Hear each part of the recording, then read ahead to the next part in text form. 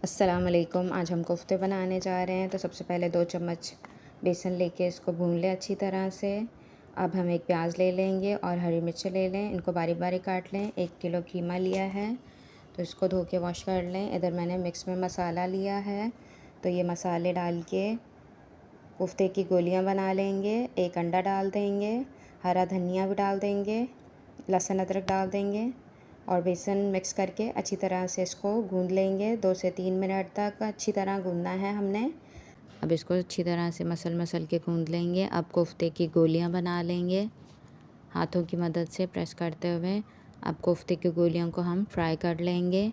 इधर मैंने दूसरी साइड पे दही लिया है, प्याज ली है, इनको ग्राइंड कर लेंगे। मिक्स में मसाले लिए हैं, ये हम शोरबे वाला सालन बना रहे हैं। 2 मैंने आलू लिए हैं तो अब लहसुन डाल दें, आलू डाल दें, इनको फ्राई कर लें, मसाले को भी साथ ही फ्राई कर लें। अब पानी डाल के इसको भून लेंगे। पूरी वीडियो मेरे चैनल पे मौजूद है यूट्यूब पे, वहाँ देख सकते हैं।